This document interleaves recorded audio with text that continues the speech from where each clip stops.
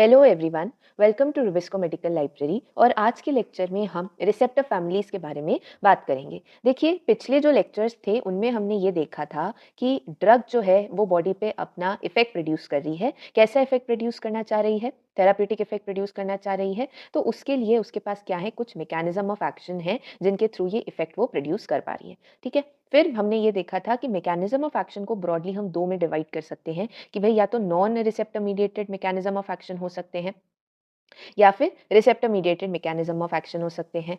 और non receptor mediated में भी हमने किसकी बात करी थी? एंजाइम इनहिबिशन की बात करी थी। एंजाइम इनहिबिशन की बात करी थी। और रिसेप्टर मीडिएटेड में हमने ये देखा था कि कैसे रिसेप्टर के थ्रू ड्रग अपना एक्शन प्रोड्यूस करती है, रिसेप्टर होता क्या है, और साथ में कुछ ड्रग और रिसेप्टर के जो टर्म्स यूज होते हैं कॉमनली, वो हमने ये देखे थे। अगर आपने ये लेक्चर्स नहीं देखे हैं तो आप पिछले लेक्चर्स को जाके देख सकते हैं, ताकि आपको थोड़ा सा ओवरव्यू मिल जाएगा और ये आगे का लेक्चर आपको समझना थोड़ा सा ईजी रहेगा। तो अब इस लेक्चर में हम क्या देखेंगे कि ये रिसेप्टर्स जो हैं ये कितने तरीके के होते हैं, यानी हम किसकी बात करेंगे? रिसेप्टर फैमिलीज की बात करेंगे। ठीक है, ब्रॉडली आप देख सकते हैं कि रिसेप्टर फैमिलीज जो हैं वो 4 तरह की हो सकती है, यानी 4 तरीके की रिसेप्टर फैमिलीज हमारे पास हो सकती हैं। और वो हम किससे देखेंगे? एक टेबल के फॉर्म में समझेंगे। क्योंकि ये जो 4 रिसेप्टर फैमिलीज हैं, इनमें जो ये सेकंड वाली है, that is ji protein coupled receptor, ये बहुत इंपॉर्टेंट है आपके लिए। जीपीसीआर बोलते हैं इन्हें। ये बहुत इंपॉर्टेंट है एग्जाम पॉइंट ऑफ व्यू से, क्योंकि इस पे काफी बार शॉर्ट नोट्स आपके पूछे जाते हैं। ठीक है, बट एक ओवरव्यू हम सबका ले लेंगे। कितने तरह की हैं? 4 तरह की। पहला लिगेंड गेटेड आयन चैनल्स होते हैं। देन हमारे पास जी प्रोटीन कपल्ड रिसेप्टर्स आते हैं। कुछ एंजाइमेटिक रिसेप्टर्स होते हैं और कुछ न्यूक्लियर रिसेप्टर्स होते हैं। ठीक है, तो चलो इनके सबसे पहले किसके बारे में बात करते हैं? लोकेशन, यानी ये कहाँ लोकेटेड होते हैं। देखो, हमने क्या देखा था लास्ट लेक्चर में कि ये जो रिसेप्टर होता है ये या तो सेल सरफेस पे हो सकता है, साइटोप्लाज्म में हो सकता है, या फिर हमारे न्यूक्लियस में प्रेजेंट हो सकता है। अब अगर न्यूक्लियस में कोई रिसेप्टर प्रेजेंट है तो क्या हम उसको बोल सकते हैं कि वो इंट्रासेल्युलर है? सेल के अंदर है ना, तो इंट्रासेल्युलर है। तो ये जो न्यूक्लियर रिसेप्टर्स होते हैं ये कहाँ प्रेजेंट होते हैं? सेल के अंदर, न्यूक्लियस में इंट्रासेल्युलर। बाकी सारे सेल की मेम्ब्रेन में प्रेजेंट होते हैं। ठीक है, लोकेशन क्लियर हो गई। न्यूक्लियर रिसेप्टर्स इंट्रासेल्युलर होते हैं, बाकी सारे मेम्ब्रेन में प्रेजेंट होते हैं। अब नेक्स्ट आता है इफेक्ट, यानी ये किस मोड से या किस तरीके से अपना बॉडी में या सेल में इफेक्ट प्रोड्यूस करेंगे। तो लिगेंड गेटेड आयन चैनल्स का नाम में ही है कि ये जो आयन चैनल्स होंगे उनके थ्रू अपना इफेक्ट प्रोड्यूस करेंगे। यानी कोई भी अगर एजेंट आके क्या करेगा? आयन चैनल से जुड़ेगा, लिगेंड गेटेड आयन चैनल से, उसमें ऑल्टरेशन होगा परमिएबिलिटी में, और फिर क्या हो जाएगा? उसका इफेक्ट प्रोड्यूस हो जाएगा। बहुत सिंपल सा है, और ये इतना शॉर्ट प्रोसेस है। शॉर्ट प्रोसेस होने की वजह से जो टाइम चाहिए होता है वो कितना होता है? मिली सेकेंड्स। सिर्फ मिली सेकेंड्स चाहिए होते हैं इस गेटवे के थ्रू अपना, या इस रिसेप्टर फैमिली के थ्रू अपना इफेक्ट प्रोड्यूस करने के लिए। और इसमें एग्जाम्पल्स आप क्या ध्यान रख सकते हैं? निकोटिनिक और गाबा ए रिसेप्टर्स याद रख सकते हैं। अभी सिर्फ आप नाम याद रखें, धीरे धीरे करके आपको ये कहीं ना कहीं आगे फार्मा में मिलते जाएंगे। निकोटिनिक और गाबा ए रिसेप्टर्स किस तरह के होते हैं? लिगेंड गेटेड आयन चैनल्स होते हैं। नेक्स्ट अपन देखते हैं जी प्रोटीन कपल्ड रिसेप्टर्स। अब देखो, है तो ये कहाँ? मेम्ब्रेन में प्रेजेंट है। अब ये इफेक्ट कैसे प्रोड्यूस करते हैं कि भाई जी प्रोटीन कपल्ड रिसेप्टर्स जो है इनसे आके कोई भी एगनिस्ट है या फिर कोई भी एजेंट जो है वो इनसे आके जुड़ जाएगा, और या तो ये क्या करेंगे? किसी चैनल के थ्रू अपना इफेक्ट प्रोड्यूस करेंगे, या फिर सेकेंडरी मैसेंजर जनरेट करके किसी एंजाइम के थ्रू अपना इफेक्ट प्रोड्यूस करेंगे। चैनल के थ्रू प्रोड्यूस करेंगे या एंजाइम के थ्रू प्रोड्यूस करेंगे। तो अब क्योंकि यहाँ पे ये एंजाइम वाली चीज आ गई तो थोड़ा टाइम ज्यादा हो जाता है, और हम मिली सेकेंड से कहाँ चले जाते हैं? सेकेंड्स में चले जाते हैं। और इनके एग्जाम्पल्स में आप क्या याद रख सकते हैं? मस्केरेनिक रिसेप्टर्स और एड्रिनर्जिक रिसेप्टर्स। ठीक है, मस्केरेनिक रिसेप्टर्स और एड्रिनर्जिक रिसेप्टर्स। अब नेक्स्ट हमारे पास आ जाता है एंजाइमेटिक रिसेप्टर्स। अब नाम में ही अगर एंजाइमेटिक है तो ये कैसे इफेक्ट प्रोड्यूस करेंगे? Through an enzyme. ठीक है, एंजाइम के थ्रू इफेक्ट प्रोड्यूस करेंगे। इसमें टाइम और ज्यादा हो जाएगा, मिनट्स टू आवर्स लगते हैं, क्योंकि एंजाइम अगर कैटलाइज कर रहा है, एंजाइम को जाके पहले इनको चेंज करना पड़ेगा, जिसकी वजह से जो है वो फाइनली इफेक्ट प्रोड्यूस करेगा। इसलिए मिनट्स टू आवर्स लग सकते हैं। और एग्जाम्पल में आपको insulin epidermal growth factor receptor, EGF भी लिखते हैं इसे। इंसुलिन ईजीएफ रिसेप्टर याद रखना है। न्यूक्लियर रिसेप्टर्स हमने क्या कहा था कि भाई इंट्रासेलुलर होते हैं। अब आप खुद सोचो, अगर मान लो कोई एजेंट आया या कोई ड्रग आई, ड्रग क्या करेगी? पहले तो लिपिड सॉल्युबल होनी चाहिए, तभी वो सेल के अंदर एंटर कर पाएगी, है ना। लिपिड सॉल्युबल होनी चाहिए। कैसी होनी चाहिए? लिपिड सॉल्युबल ड्रग होनी चाहिए, तभी वो क्या कर पाएगी? इसके अंदर एंटर कर पाएगी। ठीक है, अब इस लिपिड सॉल्युबल ड्रग में हम क्या कहते हैं, वो क्या करेगी? न्यूक्लियस में जाके अपने रिसेप्टर से अटैच हो जाएगी। न्यूक्लियर जो भी रिसेप्टर प्रेजेंट होगा उससे जाके अटैच होगी, और अल्टीमेटली डेफिनेटली कोई ना कोई जीन ट्रांसक्रिप्शन में उसको चेंज करना पड़ेगा, तभी फाइनली उसका इफेक्ट प्रोड्यूस होगा। यानी जीन ट्रांसक्रिप्शन में ये अपना जीन ट्रांसक्रिप्शन के थ्रू ये अपना इफेक्ट प्रोड्यूस करती है। अब क्योंकि ये बहुत लॉन्ग प्रोसेस होता है, इसलिए इसका टाइम भी कितना होता है, आवर्स में होता है। और इसके एग्जाम्पल्स में आपके हॉर्मोन्स आ जाते हैं। हार्मोन के जो रिसेप्टर्स होते हैं वो जनरली इंट्रासेल्युलर प्रेजेंट होते हैं, स्टेरॉइड हार्मोन रिसेप्टर्स या फिर थायराइड हार्मोन रिसेप्टर्स की अपन बात कर सकते हैं। तो ये तो हमने क्या देख लिया कि कितने तरह के रिसेप्टर फैमिलीज होती हैं, और इसमें हमको मेन कौन सी स्टडी करनी है, जी प्रोटीन कपल्ड रिसेप्टर्स यानी जीपीसीआर, जी प्रोटीन कपल्ड रिसेप्टर्स को हमको स्टडी करना है, जीपीसीआर। सबसे पहले आपको क्या ध्यान रखना है कि जीपीसीआर जो है, जो हमने मेम्ब्रेन रिसेप्टर्स देखे थे, मेम्ब्रेन रिसेप्टर्स यानी न्यूक्लियर रिसेप्टर्स के अलावा जो देखे थे, उसमें सबसे बड़ी फैमिली होती है। ठीक है, सबसे बड़ी फैमिली होती है, या आप ये भी कह सकते हैं कि काफ़ी बड़ी फैमिली होती है। मेम्ब्रेन रिसेप्टर्स में it is a large family of receptors. ठीक है, अब सबसे पहले अपन बात करते हैं इसके स्ट्रक्चर की, कि ये जीपीसीआर जो होता है ये होता कैसा है। ठीक है, स्ट्रक्चर की अगर अपन बात करें तो आपको क्या पता होना चाहिए, मान लो ये सेल मेम्ब्रेन है। ठीक है, डबल लेयर होती है, बाई लेयर होती है, ये सेल मेम्ब्रेन है। सेल मेम्ब्रेन में ये कैसे प्रेजेंट होते हैं, ये ट्रांस मेम्ब्रेनस प्रोटीन होते हैं। ठीक है, ट्रांस मेम्ब्रेन यानी पूरी मेम्ब्रेन को कवर करती हुई, अक्रॉस द मेम्ब्रेन होते हैं। ठीक है, कैसे होते हैं ये, ट्रांस मेम्ब्रेन होते हैं, ट्रांस मेम्ब्रेन होते हैं। और इसमें टोटल अपने पास कितने लूप्स होते हैं, ये एक लूप हो गया, 2 3 4 5 6 7। ये बहुत रफ डायग्राम है, ये इसका आप एक्चुअल डायग्राम इधर देख सकते हैं। ये वाला जो है, ये वाला जो डायग्राम है, ये इस तरीके से कुछ इसका अरेंजमेंट होता है लूप्स में। ठीक है, तो यहाँ पर एक रफ डायग्राम से मैं आपको बस ये बताना चाह रही हूँ कि उसमें टोटल क्या होते हैं, 7 alpha helical membrane, 7 alpha helical membranes होती हैं। अब क्या होता है फर्दर, अगर अपन इसकी लूप्स की बात करें, लूप्स की बात करें तो हम बोल रहे हैं कि भाई तीन लूप्स जो हैं, तीन लूप्स जो हैं वो कहाँ प्रेजेंट होंगे, एक्स्ट्रा सेल्यूलर प्रेजेंट होंगे, एक्स्ट्रा सेल्यूलर प्रेजेंट होंगे। और तीन ही लूप्स कहाँ प्रेजेंट होंगे, इंट्रा सेल्यूलर प्रेजेंट होंगे।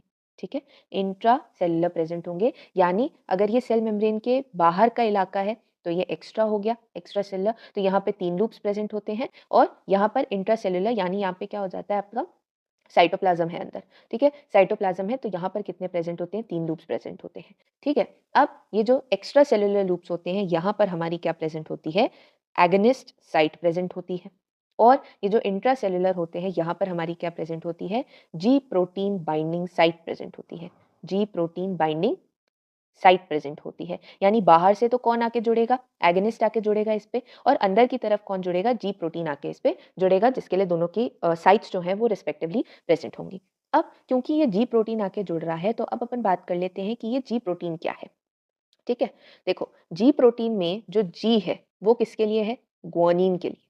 ग्वानिन प्रोटीन होते हैं, कुछ प्रोटीन्स हैं बॉडी के, जी प्रोटीन्स, ये आके इससे जुड़ेंगे। अब ये जो जी प्रोटीन्स होते हैं ये कैसे होते हैं, हिटेरो ट्राइमेरिक, हिटेरो ट्राइमेरिक क्या समझ आता है, इसको ब्रेक करो। हिटेरो यानी डिफरेंट, ट्राइमेरिक यानी तीन मॉलिक्यूल्स प्रेजेंट होंगे इसमें, या तीन सब यूनिट्स प्रेजेंट होंगे, जिसमें जी प्रोटीन में हम कह रहे हैं कि तीन सब यूनिट्स प्रेजेंट होते हैं। कौन से अल्फा बीटा गामा, तीनों डिफरेंट है, इसलिए हमने इसको क्या कह दिया कि ये हिटेरो ट्राइमेरिक प्रोटीन होता है। ठीक है, अल्फा बीटा गामा सब यूनिट्स प्रेजेंट है। अब अपन ये देखते हैं कि ये जो इसका अल्फा सब यूनिट है ना, इस अल्फा सब यूनिट के बेसिस पे, इसमें डिफरेंस के बेसिस पे ये फर्दर चार तरीके के, मेनली चार तरीके के जी प्रोटीन्स हो सकते हैं, है ना, मेनली चार तरीके के जी प्रोटीन्स हो सकते हैं। कौन से हो सकते हैं, सबसे पहले आता है जी एस, एस मतलब स्टिमुलेटरी, जी आई, आई मतलब इनहिबिटरी, जी ओ या फिर जी नॉट बोल सकते हो इसको आप, और जी क्यू होता है। ठीक है, ये किस में डिफर करते हैं, अपने अल्फा सब यूनिट्स में ये सब डिफर करते हैं, ये चीज आपको ध्यान रखनी है। अब देखो ये जो जी प्रोटीन्स होते हैं ना, ये डायरेक्टली बॉडी पे काम नहीं करते हैं, ये सब एक कोई ना कोई जनरली या तो एंजाइम के थ्रू काम करेंगे, अपन ने अभी देखा था एंजाइम के थ्रू, या फिर कोई ना कोई चैनल के थ्रू काम करेंगे। तो ये जो जी एस होता है और जी आई होता है, ये दोनों किस पे एक्ट करते हैं, जो एडेनिलाइल साइक्लेज प्रेजेंट होता है, एंजाइम है बॉडी का, इस पे काम करते हैं। जो स्टिमुलेटरी होता है उसकी वजह से तो क्या होता है, जो साइक्लिक एएमपी होता है ये सेकेंडरी मैसेंजर होता है, ये इंक्रीज हो जाता है। और इनहिबिटरी वाले में क्या हो जाता है कि ये साइक्लिक एएमपी क्या हो जाता है, डिक्रीज हो जाता है।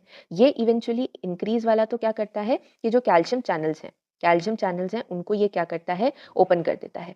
और ये डिक्रीज वाला क्या करता है, जो पोटेशियम चैनल्स हैं, जो पोटेशियम चैनल्स हैं उनको ये ओपन कर देते हैं, और इसके थ्रू इनका इफेक्ट प्रोड्यूस हो जाता है। वैसे अगर अपन जी नॉट की बात करें तो ये क्या करता है, IP3 और DAG, ये दोनों क्या है अपने सेकेंडरी मैसेंजर्स हैं। इन दोनों को ये इंक्रीज कर देता है, जिसकी वजह से अगेन ये किस पे काम करते हैं, कैल्शियम चैनल्स पे जाके ये वर्क करते हैं। और GQ क्या करता है, ये देखो ये क्या कर रहा है, इनिबिट कर रहा है, कैल्शियम चैनल्स को जाके इनिबिट कर रहा है, ये प्रमोट कर रहा है, ये इनिबिटरी काम कर रहा है, ये भी इनिबिटरी काम कर रहा है। GQ क्या करता है, जो फॉस्फोलाइपेज सी होता है, फॉस्फोलाइपेज सी होता है, इसको जाके ये एक्टिवेट कर देता है या प्रमोट कर देता है।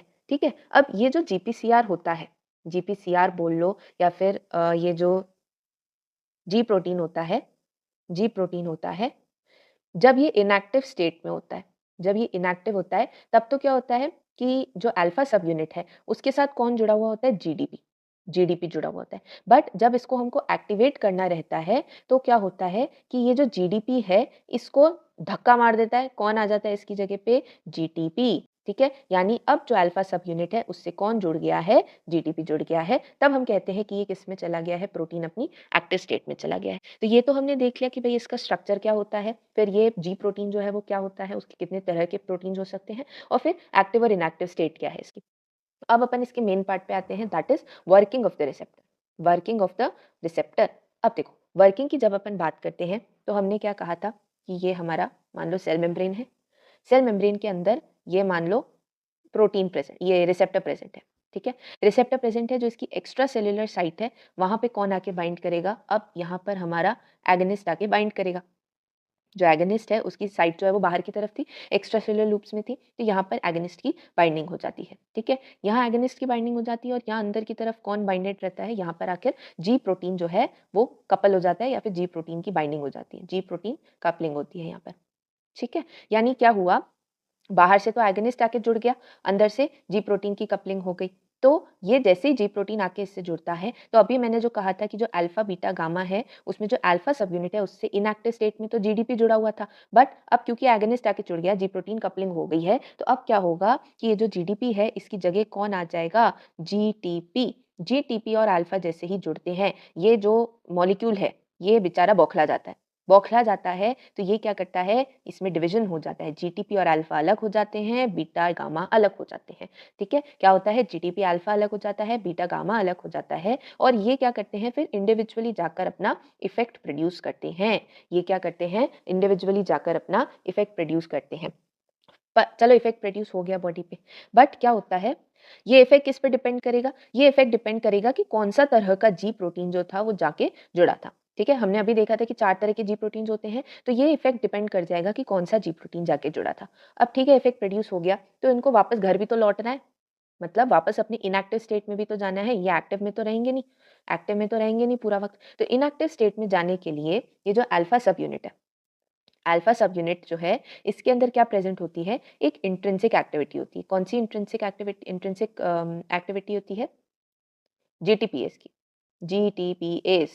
एस जहां पे भी आता है मतलब ये क्या करेंगे, ब्रेक करेंगे, किसको ब्रेक करेंगे, जीटीपी को ब्रेक करेंगे। एक्टिव स्टेट में कौन आके जुड़ रहा था, जीटीपी आके जुड़ रहा था। तो अपना काम करने के बाद ये जो अल्फा सब यूनिट है अपनी जीटीपीएस के थ्रू जीटीपी को क्या कर देता है, ब्रेक कर देता है, और ये वापस किस में कन्वर्ट हो जाता है, जीडीपी में कन्वर्ट हो जाता है। अब जैसे ही अल्फा और जीडीपी बना वैसे ही क्या होगा, जो बीटा और गामा अलग हुए थे ये आपस में आके वापस जुड़ जाएंगे, और अल्टीमेटली क्या होगा, अल्टीमेटली क्या होगा, अपना जो रिसेप्टर था, रिसेप्टर जो था वो किस स्टेज में चला जाएगा, इनएक्टिव स्टेट में चला जाएगा, इनएक्टिव स्टेट में चला जाएगा। ठीक है, बस इतना ही थी, इसकी वर्किंग इतनी ही थी। तो अगर आपको एग्जाम में जो मैं कह रही थी कि शॉर्ट नोट लिखने को आ सकता है जीपीसीआर पे, वो आए तो आप कैसे लिख सकते हैं, देखो इसमें G protein couple receptors, large family of cell membrane receptors है। सबसे पहले हम इसका स्ट्रक्चर बताएंगे कि इसमें 7 हेलिकल मेम्ब्रेन्स होती हैं, जिसमें 3 एक्स्ट्रा सेलुलर लूप्स बनते हैं, 3 इंट्रा सेलुलर। एक्स्ट्रा सेलुलर में एगनिस्ट साइट होती है, इंट्रा में जी प्रोटीन बाइंडिंग साइट होती है। देन हमने बात करी कि जी प्रोटीन्स जो होते हैं वो हेट्रोट्राइमेरिक होते हैं, अल्फा बीटा